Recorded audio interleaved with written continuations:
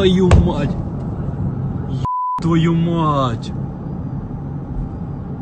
Вот это был удар! Я первый раз такое испытал. Что такое?